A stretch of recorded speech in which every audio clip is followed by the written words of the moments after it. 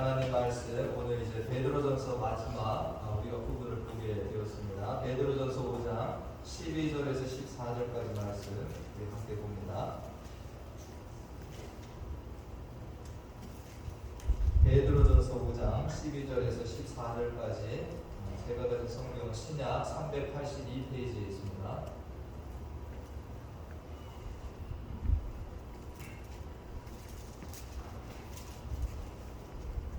성경을 찾으신 줄 알고 우리 한 목소리로 마지막 말씀을 함께 읽도록 하겠습니다. 12절부터 14절까지 말씀 우리 함께 읽습니다. 시작. 내가 신실한 형제로 아는 실로안으로 말미암아 너희에게 간단히 써서 권하고 이것이 하나님의 참된 은혜임을 증언하노니 너희는 이 은혜에 굳게 서라. 택하심을 함께 받은 바벨론에 있는 교회가 너희에게 무난하고 내 아들 아가도 그리하느니라. 너희는 사랑의 일맞춤으로 서로 무난하라. 그리스도 안에 있는 너희 모든 이에게 평강이 있을지어다. 아멘. 할렐루야. 아멘. 우리가 마지막을 함께 한다는 건 정말 감사한 일입니다. 그렇죠? 할렐루야. 우리들이 이 베드로전서 마지막 부분을 우리가 함께 또 듣게 되는데 제가 베드로전서를 시작하면서 설명을 약간 드렸는데 이 베드로가 쓴 뭐라고 그랬습니까? 편지다라고 말씀을 드렸습니다. 오늘날 여러분 편지 자주 쓰시나요? 편지 쓰세요? 요새는 뭐합니까? 컴퓨터로다가 이메일로 그냥 간단히 보내고 이렇게 하지만 정말 이 편지라고 하는 것은 정말 사랑과 관심이 또 거기에 많이 되어 있잖아요. 근데 예전에 베드로가 살던 시대에는 오늘날 우리처럼 어떤 뭐 종이라든지 이런 어떤 펜이라든지 이런 게 발달한 시대가 아니잖아요. 그 당시 어떻게 편지를 쓰고 어떻게 성경을 기록했냐? 여러분들 들어보셨나요? 파피루스나 양피지라는 것이 있습니다. 그 그림을 잠깐 보시면 옛날에는 저 종이가 없잖아요. 그래서 정말 그 파피루스라고 하는 그것을 가지고서 말리고 해서 오늘날 종이처럼 만들어서 거기에다가 글자를 쓰거나 양피지라고 해서 어떤 그 가죽에다가 그 글을 씁니다. 그러니까 이 부피도 많고요. 저기에다 한 글자 한 글자 쓰기는 결코 쉽지가 않습니다. 그러니까 베드로전서 이런 편지가 저런 식으로 쓰여져서 성도들에게 전달이 되었다라는 거죠. 정말 베드로가 저 편지를 쓸 때 얼마나 성도들 많이 생각하고 이런 편지를 기록을 했겠습니까? 우리가 이제 오늘 베드로전서 마지막 부분을 이렇게 보게 되는데 정말 그동안 여러분들이 베드로전서를 통해서 이런저런 말씀들의 은혜를 많이 받으셨으리라고 저는 생각을 하는데 저 개인적으로는 이 베드로전서를 이렇게 우리 성도들과 함께 살펴보면서 그동안에 베드로 하면 떠오르는 첫 번째 이런 여러분들 뭐 베드로 하면 떠오르는 이미지가 뭐예요? 예수님의 사도다, 예수님의 수제자다. 그러니까 예수님의 제자 중에 한 사람. 우리가 그런 생각들을 많이 하게 되는데 제가 이 베드로전서를 마치면서 베드로는 목회자이다. 이것을 저는 많이 생각을 하게 됐어요. 베드로가 누구라고요? 목회자. 우리가 알다시피 베드로는 오순절 성령 강림 때 생겨난 교회 이름이 뭡니까? 예루살렘 교회. 그 예루살렘 교회에서 정말로 그 예수 믿고 교회로 나온 사람들을 목회하는 일을 했었습니다. 그래서 바울은 이 베드로를 뭐라고 지칭했냐면 갈라디아서 2장 9절 말씀에 보니까 기둥같이 여기는 이 기둥이 뭐냐면 예루살렘 교회를 얘기하는 거죠. 예루살렘 교회에서 정말 뺄 수 없는 그러니까 거기에 기둥같이 여기는 누구라는 거예요? 야고보와 게바와 요한이라는 거예요. 이 게바가 베드로입니다. 이 게바가 베드로. 그러니까 베드로는 예루살렘 교회에서 중요한 사역을 감당하는 목회자였다라는 거죠. 그렇습니다. 그런데 이 베드로가 이 예루살렘 교회에서만 목회를 하는 것이 아니라 어느 지역이 또 필요하고 또 어떤 지역이 어렵다고 하면 언제나 달려가는 이런 일을 감당한 게 베드로가 됩니다. 여러분들이 베드로가 나중에 어디까지 가 사역을 했냐면 예루살렘에만 있는 것이 아니라 뭐 사마리아 땅도 갔고요. 또 로마에서 성도들이 핍박받고 어려움 중에 있을 때 로마에 가서도 그 성도들과 함께 있었던 적이 있습니다. 여러분들 코바디스 도미네라고 영화 보셨나요? 보셨나요? 이거 잠깐 보시면 코바디스 도미네라고 예전에 영화가 있었죠. 베드로의 어떤 삶을 많이 조명을 했는데 베드로가 뭐합니까? 로마에서 어디로 가야 될지 모르는 거예요. 그런데 정말 기도하는 중에 호가디스도민 주여 어디로 가시나이까? 그러면서 베드로가 로마를 떠나려고 하다가 다시 로마에 핍박받는 성도들에게 돌아가는 장면이 있죠. 그러니까 이 베드로가 로마에서 정말 환난 가운데 있는 성도들과 같이 그들을 위로하고 격려하다가 정말 저 다른 지역에서 또 이 고난 가운데 있는 성도들이 있다는 소식을 들려서 쓴 게 뭡니까? 이 베드로전서예요. 저 소아시아 지역에 흩어진 성도들이 또 고난 가운데 있고 환난 중에 있다. 그러니까 이 베드로전서를 또 써서 내가 못 가니까 그들을 위로하고 하늘 소망을 가지고 살라고 보낸 것이 베드로전서가 됩니다. 지금 베드로는 어떤 역할에 충실하고 있는 거예요? 예수님께서는 부활하신 이후에 이 제자들을 찾아오셨죠.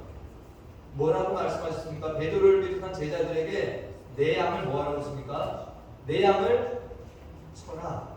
내 양을 먹여라 라는 거예요. 이게 뭐하라는 거예요? 목회하라는 거죠. 베드로는 이 사명을 지금 노년에 이르기까지 충성되게 감당하고 있는 겁니다. 뭐로다가요? 목회자로서. 우리가 예수님 만나기 전에 베드로가 하던 일이 뭐였습니까? 베드로가 뭐 하던 사람이에요? 갈릴리의 어부였죠. 그때 생각은 뭐였겠습니까? 어부가 무슨 생각하겠어요? 어디 가면 고기를 많이 낚는다. 어떻게 하면 내가 고기를 많이 잡아가지고 내 가족, 정말 내 아내나 내 사랑하는 자녀들 잘 먹이고 나도 그렇게 잘 살 수 있을까? 이 고민을 하고 살았지 않겠습니까? 이 베드로가. 그럼 베드로를 예수님께서 부르셔서 뭐하라고 하신 거예요? 너 내 제자가 되고 내 양을 치는 목회자가 되라고 말씀을 주신 겁니다. 이 베드로는 지금 끝까지 뭐에 충성하고 있어요? 정말 주님 맡기신 그 양들 먹이고 입히는 데 충성을 다하고 있다는 것입니다. 이러한 베드로의 사역 모습은 누굴 닮았나요? 바로 그 스승 되시는 예수님을 닮은 것이 됩니다. 예수님도 이 땅에 계실 때 어떤 모습으로 사셨냐? 이 사랑하는 제자 요한이 있는데 요한이 기록한 복음서가 요한복음이죠. 그런데 요한복음 13장 1절 말씀에 보니까 예수님이 어떻게 이 땅을 사셨나? 다 같이 한번 읽어보겠습니다. 시작. 6월절 전에 예수께서 자기가 세상을 떠나 아버지께로 돌아가실 때가 이른 줄 아시고 세상에 있는 자기의 사람들을 사랑하시되 어떻게? 끝까지 사랑하시니라. 아멘. 예수님이 뭐 하셨다라는 겁니까? 내 생이 끝나는 날까지 누구를 사랑하신 거예요? 나에게 맡겨주신 그 양들을 사랑하고 끝까지 사랑하시는 모습이 있다는 것입니다. 예수님의 기도의 내용 가운데도 있어요. 여러분 겟세마네에서 정말 여러분들 자주 들으셨잖아요. 땀방울이 핏방울이 되기까지 기도하셨다. 근데 그 기도의 내용이 뭐냐라는 그것을 우리가 보려면 요한복음 17장을 보시면 됩니다. 요한복음 17장 말씀해 보니까 예수님께서 사랑하는 제자들을 위해서 기도하셨습니다. 이제 이 내가 올라가고 이 땅에 남겨진 내 제자들을 하나님께 위탁한다는 기도를 하시고 그 다음 기도의 제목이 누구냐? 이 땅에 있는 성도들입니다. 하나님의 자녀된 자들을 위해서 마지막 기도를 하셨어요. 그 기도가 뭡니까? 내가 비우는 것은 예수님이 내가 기도하는 것은 이 사람들만 위함이 아니다. 지금 예수님의 제자들, 이 사람들 또 믿는 사람들만이 아니라는 것. 또 그들의 말로 말미암아 나를 믿는 사람들도 위함이니 앞으로 예수 믿고 하나님의 자녀가 된 그 사람들을 위해서도 예수님 또 기도를 하신 거죠. 그러면서 다음 말씀에 아버지여 아버지께서 내 안에 내가 아버지 안에 있는 것 같이 그들도 다 하나가 되어 우리 안에 있게 하사 세상으로 아버지께서 나를 보내신 것을 믿게 하옵소서. 주님의 관심이 끝까지 뭐에 있습니까? 이 땅에 남겨져 있는 내 백성들, 앞으로 예수 믿고 하나님의 자녀가 될 백성들의 끝까지 관심을 가지고 계신 겁니다. 그 다음 한 말씀 더 보게 되면 그 다음에 아버지가 내게 주신 자는 나 있는 곳에 나와 함께 있어. 아버지가 창세전부터 나를 사랑하시므로 내게 주신 나의 영광을 그들로 보게 하시기를 원하나이다. 이게 무슨 기도입니까? 그들이 이 땅의 삶을 이 땅의 전투를 끝까지 잘 싸우고 내가 가는 그 하나님의 나라의 저들도 다 들어오게 해달라. 할렐루야. 주님의 마지막 관심 어디에 있습니까? 정말 이 땅에 남겨진 주의 백성들 정말 주님은 끝까지 이 목양의 사역을 감당했다라고 우리가 볼 수 있습니다.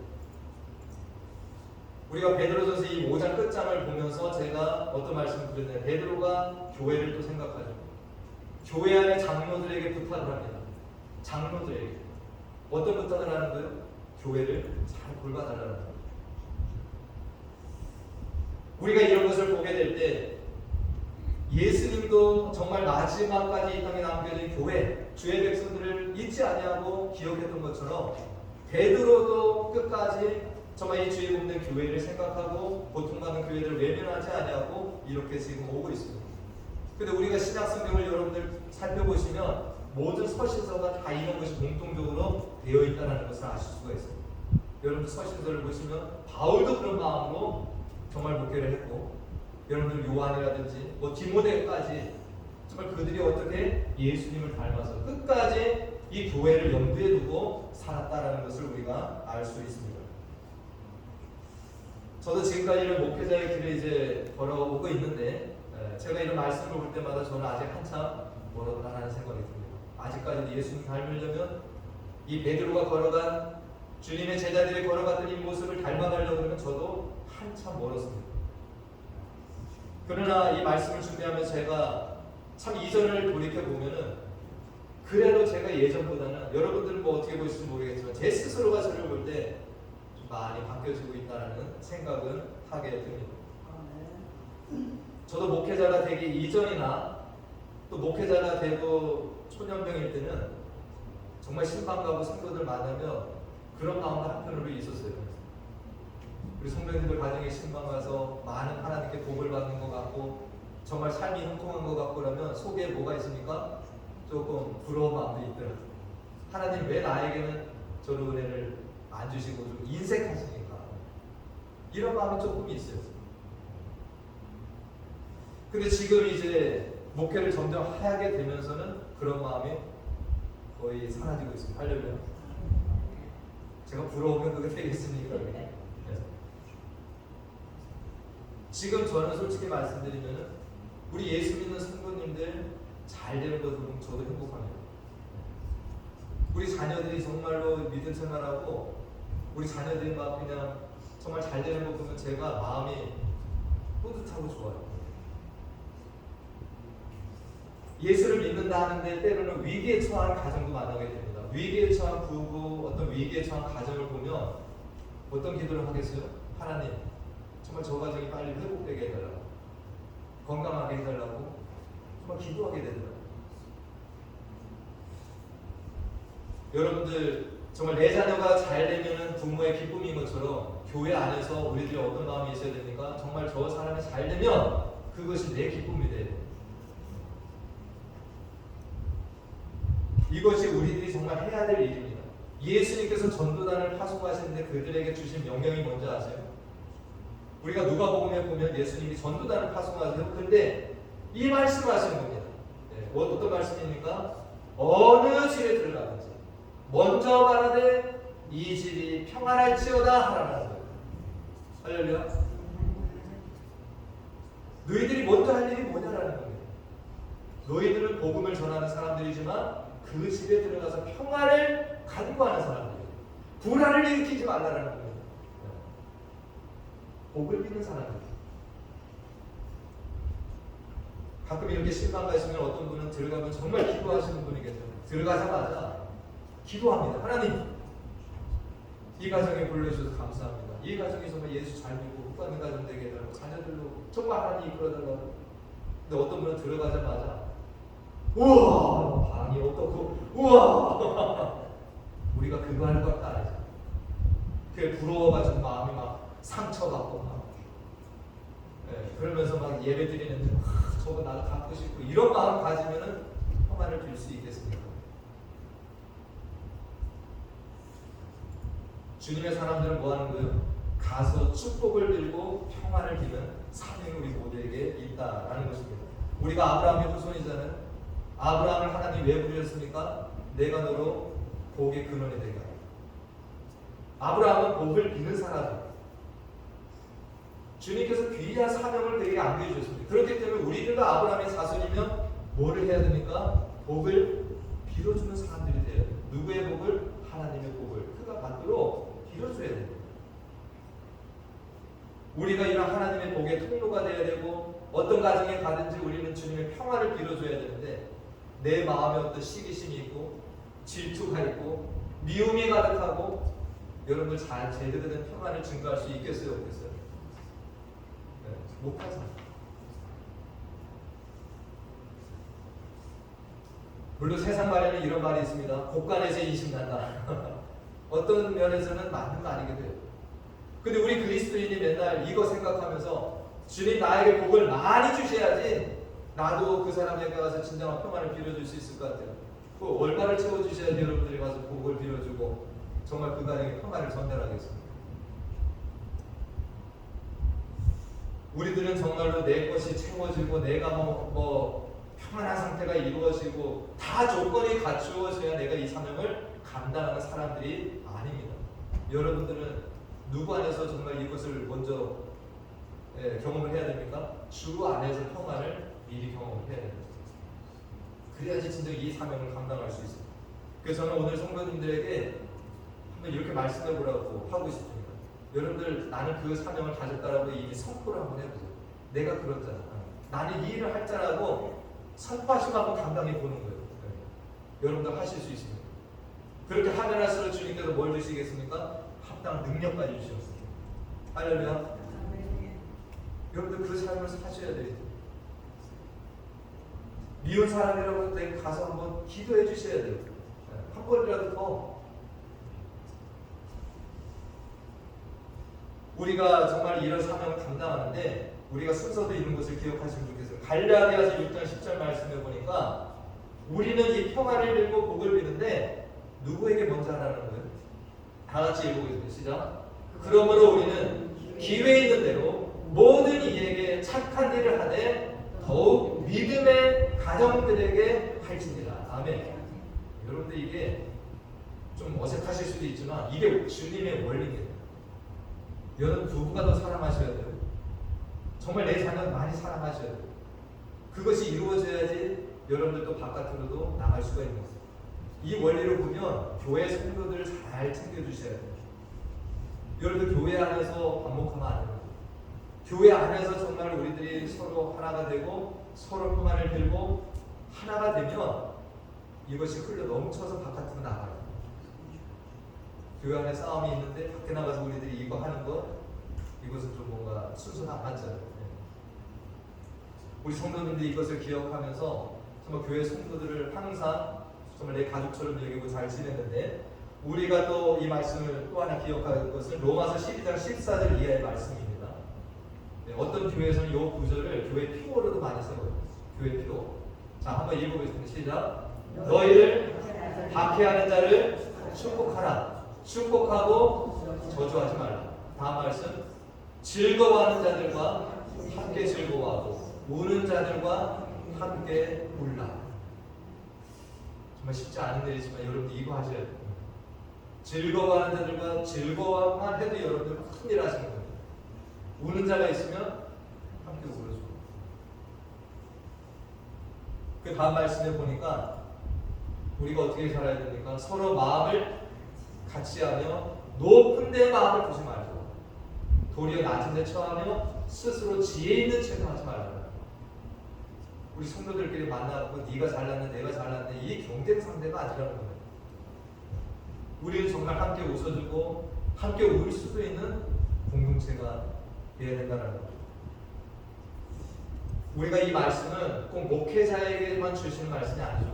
목회자만 이 일을 감당해라? 아닙니다. 우리 모든 성도들에게 공동으로 주신 말씀이에요. 우리는 우리 내 이웃들과 같이 웃고 울 수도 있어야 되고 정말 그들에게 이 참된 평안을 빌기도 해야 된다는 겁니다. 우리가 이 말씀에 근거해서 보면 베드로전서는 어떤 편지예요? 정말 고난당하는 성도들과 함께 울면서 베드로가 쓴 편지다라고 우리가 볼 수 있습니다. 오늘 베드로가 이렇게 정말로 얼굴도 보지 못했을 수도 있어요. 그런데 저 멀리 떨어져 있는 하나님의 백성들이 이 로마의 핍박과 환란 가운데 있으니까 이 편지를 써서 보내는데, 오늘 본문 말씀에 보니까 이 베드로가 전하는 이 평안과 정말 그들을 위로하는 속에 동참하는 사람들의 이름이 거론이 끝부분에 되어 있습니다. 첫째로는 누굽니까?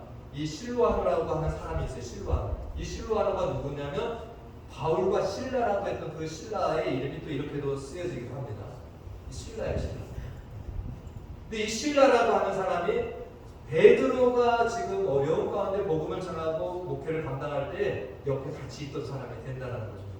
그 실라가 이 편지를 지금 대필하고 있는 거예요. 노년에 있는 베드로가 이것을 기록하지 못하니까 말을 했겠죠. 옆에 실라가 이것을 기록을 하고 있습니다. 그런데 그 기록을 하면서 뭐 한다는 거예요? 그 어려움에 처한 성도들에게 똑같은 마음으로 문안하고 있다는 거예요. 또 누가 여기에 동참하고 있으니까 오늘 성경에 보니까 바벨론에 있는 교회라는 거예요. 본문에 있지 않는? 네. 다음 넘겨주시면 택하심을 함께 받은 바벨론에 있는 교회. 그래서 이 바벨론이 어느 지역이다 뭐 말이 많은데 여러분들 로마가 그 당시에 바벨론으로 비유가 되기도 합니다. 바벨론은 얼마나 강대한 나라예요. 그러니까 이 바벨론에 있는 교회는 우리가 로마에 있는 교회라고 볼 수가 있는 겁니다. 자, 로마 교회도 지금 핍박을 받나요? 안 받나요? 로마 교회도 지금 핍박 중에 있잖아요.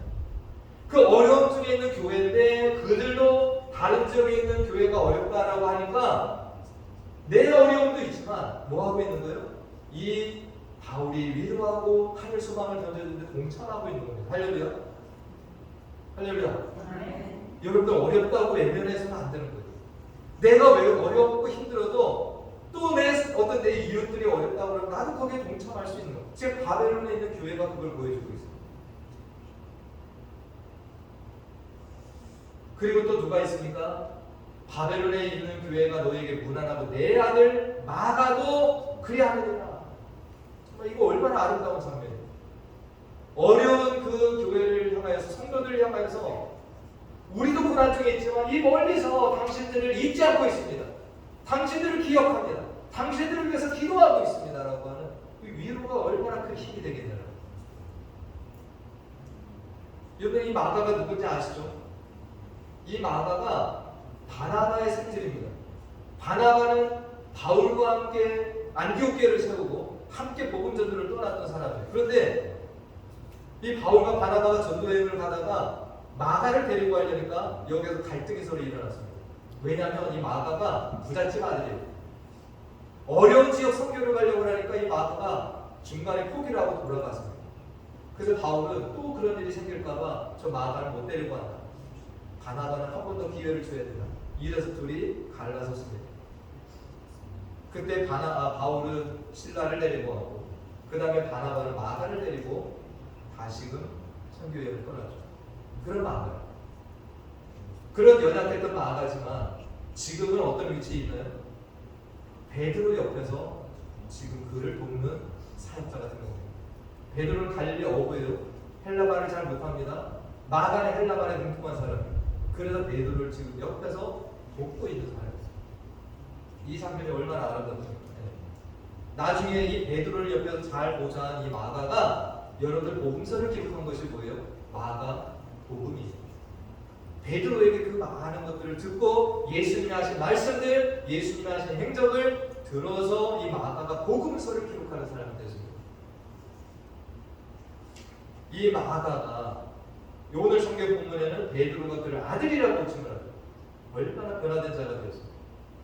그도 지금 이러한 위로에 동참하고 있습니다. 이것이 하나님의 백성들이 이 땅을 살아가는 삶의 모습이 되는 것입니다. 여러분들 힘들고 어려우세요? 그럴지라도 누가 힘들고 어렵다라는 말을 들었을 때 여러분들 오늘 본문에 등장하는 이러한 인물들처럼 우리도 위로하는 이 일에 동참할 수 있어야 됩니다. 할렐루야. 얼굴도 보지 못한 성도들이겠지만 이 일을 같이 감당하고 있다는 거예요. 이 베드로가 마지막으로 너희는 사랑의 이맞춤으로 서로 문안하라 이렇게 하고 있습니다. 이거 누구를 대상으로 하는 거예요?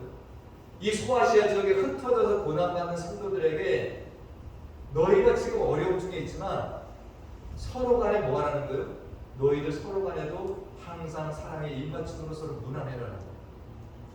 고통받고 힘든 중에 있다라고 숨어 지내고 그러지 말고 서로 문안하라는 거예요. 자, 언제라도 그리스도인으로 발각이 되면 로마에 어떤 잡혀가기도 하고 순교를 당할 수도 있는 이 어려움을 그들은 살고 있습니다. 그런데 베드로는 그들에게 니들 서로 무난하는 거 잊지 마.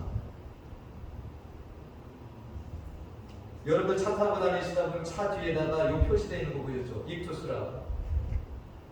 익투스 이거 한번 보세요. 네, 익투스가 이렇게 그 초대교회 성도들이 겉으로 내가 크리스찬이라고 드러내지 못할 때 서로 간에 이 물고기 표시를 하며 서로 간에 이게 암호입니다.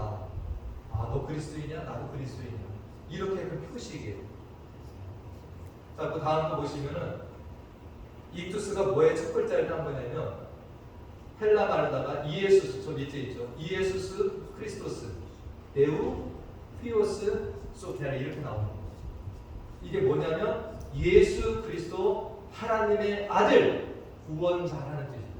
그 앞글자 헬라 말을 따서 한 것이 익투스인데 저 익투스가 헬라 말로 물고기라는 뜻입니다. 그러니까 이것을 넌 크리스찬들은 잘 모르겠죠.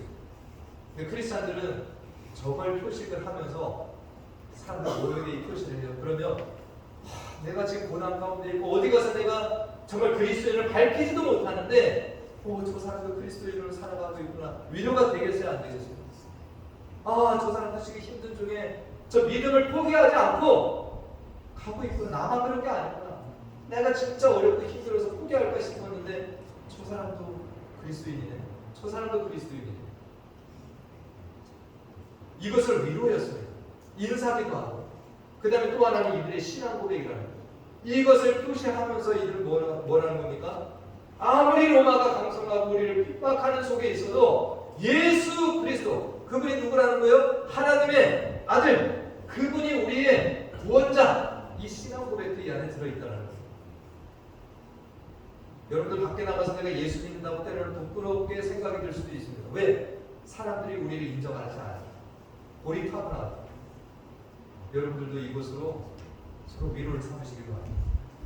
끝까지 이 길을 걸어가는 자들이 되어야 된다는 것입니다. 이제 마지막으로 이 베드로가 이 편지를 받는 자들에게 마지막 기원이 뭐예요? 마지막 말씀이 뭡니까? 너희에게 너희 그리스도 안에 있는 너희 모든 이에게 평강이 있을지어다. 할렐루야. 불안하잖아요. 언제 잡혀가서 순교당할지 모르잖아요. 그런데 베드로는 이 성도들에게 이런 모순된 것 같은 인사만 합니다. 너희 모두에게 평안이 있을지어다. 평안은 언제 찾아옵니까? 이 문제가 해결돼야 되는 거 아니에요? 핍박하는 자들이 사라져야 되는 거 아닙니까? 근데 여러분들 베드로도 이런 공포에 떤 적이 있습니다. 언제요? 자기 스승 예수 그리스도가 잡혀갔을 때 제자들 다 두려웠습니다. 언제 잡혀갈지 몰라서 두려움이 있었어요. 그런 제자들에게 예수님께서 찾아오셨어요. 부활해서 주님께서. 우리가 요한복음 20장 19절에 이날 곧 안식구 첫날 저녁 때 제자들이 유대인들을 두려워하여 모인 곳에 문들을 닫았다. 유대인들이 두려운 거예요. 왜? 나도 잡아가서 예수님처럼 때리고 고문하고 십자가에 못 박아 죽일까봐 두려운 겁니다. 그래서 제자들이 문을 걸어잠그고 숨어 있는 거예요. 근데 주님께서 거기 찾아오셔서 하시는 말씀인 거예요. 이것이 한 번이 아닙니다. 몇 번 말씀하셨어요. 너희에게 평강이 있을지어다. 또 말씀하십니다. 다음에 또 찾아오셔서 너희에게 평강이 있을지어다. 문제가 해결돼서 오는 평강이 아니에요. 이건 누구 안에서 누릴 수 있는 평강이 되는 거예요? 예수 그리스도 안에서. 부활에 대한 소망을 가지고 저 하늘의 소망을 두고 살 때 가질 수 있는 평안이 되는 겁니다. 여러분들 지금 이 평안이 있을지어다라고 얘기하는 이 베드로가 이 평안을 지금 누리고 있을까요? 없을까요? 있는 거죠. 베드로도 핍박 중에 있고 베드로도 지금 잡혀가고 순교당합니다. 진짜 순교당했어요. 여러분들 아시다시피 베드로가 로마에서 잡혀가고 어떻게 순교당했습니까? 거꾸로 십자가에 매달려 죽었어요. 그 당시에 바울은 잡혀가서 목이 잘려서 참수용으로 죽었습니다. 근데 그들은 뭘 가지고 있었다라는 거예요? 평안을 가지고 있었다는 거예요. 여러분들 개인적인 문제가 다 해결돼야 평안입니까? 여러분들 그때 가서 내가 평안을 비는 자가 되겠어요? 주님은 그렇게 말씀하지 않으셨어요. 베드로는 지금 여전히 문제는 따라옵니다. 여전히 인간적인 두려움은 찾아옵니다. 그런 속에서 뭐하고 있는 거예요? 성도들에게 너희에게 평안이 있을지어다. 주님과 똑같은 말을 지금 하고 있는 거예요. 여러분들 이 복을 빌 자들이고 여러분들 누군가의 이 평안을 전달할 자들이 됩니다. 여러분들 주 안에서 이 평강을 누리시길 바랍니다. 그러면서 여러분들도 정말 이 베드로처럼 불안에 떨고 힘든 자들에게 평안이 있을지어다. 너희에게 평안이 있을지어다라고 축복할 수 있는 이 길을 가시는 우리 성도님들이 되시면 진실로 좋겠습니다. 말씀을 맺습니다. 여러분들 모두가 이 권세가 있어요. 어떤 권세가 있습니까? 여러분들 영적 축복권이 있습니다. 이것을 목사만 가지고 있다라고 얘기하지 마시고 여러분들 스스로가 하나님이 이미 복을 빌 수 있는 권한을 주신 겁니다. 여러분 집에서 자녀들에게도 자주 축복하셔야 돼요. 제가 토요일날 잠깐 말씀드렸지만 예전에 우리 어르신들은 자녀들에게도 저주를 꺾었습니다. 이런 때려치기로 이건 진짜 얼마나 무서운 말이야. 나가 죽어라. 이게 어떻게 죽으라는 거야 이게. 이런 말을 들었던 자녀들은 얼마나 참 비참합니까. 내 부모에게 이런 말을 들었다. 내 자녀들에게 정말 너는 잘 들읍니다. 정말 너는 하나님께서 끝까지 지켜줄 거야. 이런 말을 듣고 자라서 정말 자녀들이 잘 돼야죠. 우리 성도들도 교회 안에서 얼굴 붉히고 자꾸 싸움질하면 안 좋잖아요. 우리가 서로 보면서 어떻게 됩니까? 정말 당신 잘 오셨습니다. 할렐루야. 네, 웰컴. 네. 우리 아이들도 오면 막 가서 과도하게 안아주시고 뼈가 부러질 정도 우리 아이들 꾹 안아주시고 그리고 우리 아이들이 신나지 않았어요. 교회 가니까 할머니들이 막 안아주고 때로는 용돈도 주고 때로는 막 엄마가 안 주는 초콜릿도 주고. 여러분들은 하나님 평화의 사도들이에요. 여러분들 축복을 전달하는 통로들이에요. 근데 이걸 자꾸 안 쓰면 여러분들 뭐가 되겠습니까? 세부가 돼요. 이건 말도 훈련입니다. 정말 여러분들이 말할 때도 자꾸 이것을 사용해 보셔야 돼요. 저희 장모님 오셨는데 저도 참 안 돼요. 장모님이 한국에 전화할 때마다 김 목사 사랑합니다, 사랑한다 이렇게 하면 저도 그 말을 해야 되는데 안 나오는 거예요. 이게. 장모님 사랑합니다. 맛이 뜨거워. 근데 자꾸 하다 보니까 지금은 네 저도 사랑합니다 이렇게 되더라고요. 그래서 교회 안에서 안 되더라도 한번 해봤으면 좋겠어요. 우리 한번 옆 사람 보면서 한번 해볼까요? 네. 사랑합니다. 잘 오셨습니다. 주님의 평강에 함께 하시길 바랍니다.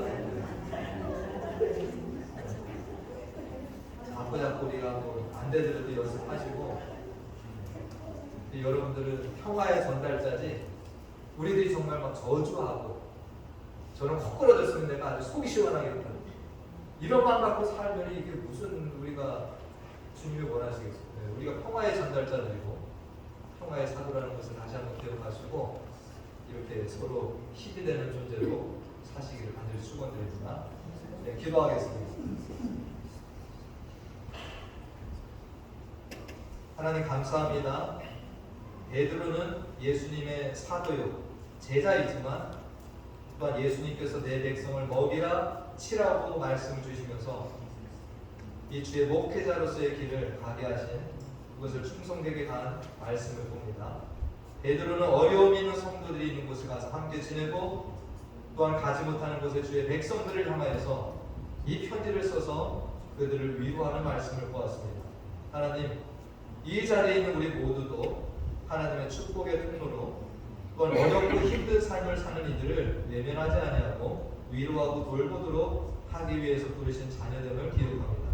이 땅에 계시는 동안에 하나님의 백성들 끝까지 사랑하신 주님을 본받고 또 예수님을 따라서 그렇게 살아간 베드로를 저희들이 기억하면서 우리들도 끝까지 주의 백성들을 사랑하고 위로하고 격려하며 살아가는 주의 자녀들 다 되게 해주시기를 간절히 소원하고 예수님의 이름으로 기도하옵나이다. 아멘. 아까 광고 제가 못 드렸는데 우리 이현실 집사님 우리 자녀들하고 또 한국에 출타를 하게 됩니다. 8월 달까지 있다 올 것인데 여러분 기도해 주시고 아까 엄정대 본사님 잠깐 말씀하신 때 진호께서 화요일에 목에 수술을 하신대요. 네, 그래서 여러분들 잘 수술하실 수 있도록 기도해 주시면 감사하겠습니다. 네, 우리 다 같이 일어나셔서 아주면 되나 우리 찬양하시고 축도로 예배를 마치도록 합니다.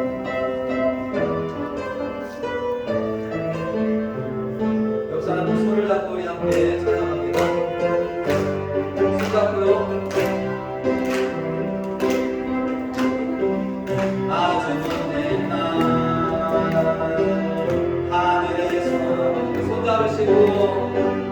당신을 향한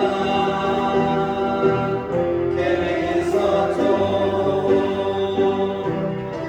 그래서 바라보시고 좋았더라고 말씀하셨네. 이 세상 그 무엇보다 귀하게 나의 손으로 창조하였노라네. 내가 너로 인하여 기뻐하노라. 내가 너를 사랑하노라네.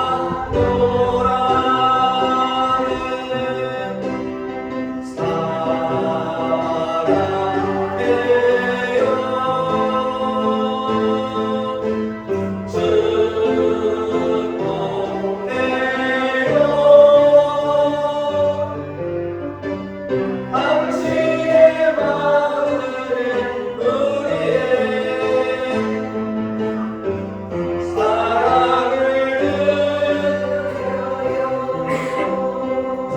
축복해요. 사랑해요.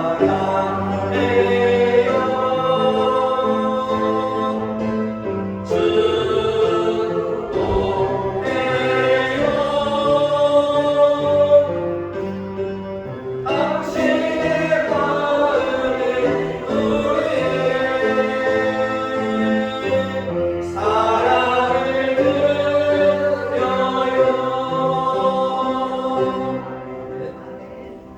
방구를 떠나게 보는데 이묘하다 승도님이 연락이 왔는데 5월 25일에 남편과 함께 이 플로리다를 다시 모시기로 하셨대요.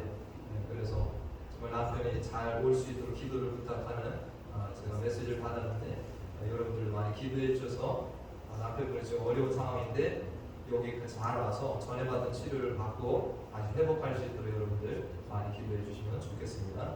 제가 잠깐 기도하고 축도를 마치겠습니다. 하나님 아버지, 우리 이묘한나 성도님 정말 알래스카에 가서 우리 남편분이 좀 어려운 상황에 있는데 정말 이곳까지 다시금 잘 올 수 있도록 하나님 도와주시고 이곳에 와서 다시금 치료를 받고 회복하며 하나님의 도우심을 경험하는 아들에게 도와주시옵소서. 하나님 아버지, 또 우리 진호 화요일날 또 목수술 또 이렇게 예정이 되어 있습니다. 하나님께서 또 참으로 그 모든 곳에 주관하여 주시고 특별히 의사의 손길을 주장하여 주셔서 정말 건강하게 또 아버지 회복하는 은혜가 있도록 하나님 모든 수술 과정에 함께 해주시기를 간절히 원합니다. 또 하나님 아버지, 우리 김정국 목사님 또 이렇게 교통사고가 있었지만 또 이렇게 교회에 와서 예배할 수 있는 건강 주시면 감사드리고 아무 후유증 없이 잘 또 치유될 수 있도록 도와주시옵소서. 우리 이현씨 집사님 또 아이들과 함께 또 한국에 오랜 기간 출타하는데 또 아버지 모든 여정 지켜주시고 또 하나님께서 늘 동행하여 주셔서 또 건강하게 잘 다녀올 수 있도록 인도하여 주시옵소서. 지금은 우리 주 예수 그리스도의 은혜와 하나님 아버지의 무한하신 사랑과 성령님의 교통 감화 충만 내주 인도하심이 우리의 목자 되신 주님께서 이 땅에 있는 모든 하나님의 백성들을 끝까지 사랑하시고 돌보시며 또 그 뒤를 이어서 목자의 사명을 충성되게 감당한 베드로와 모든 주의 선진들과 같이 이제는 우리들이 서로를 돌아보고 축복하며 살기로 결단하고 나아가는 사랑하는 자녀들의 머리머리 위와 그 가정과 기업과 또 우리 교회 가운데 영원토록 함께 하시길 간절히 축원하옵나이다. 아멘.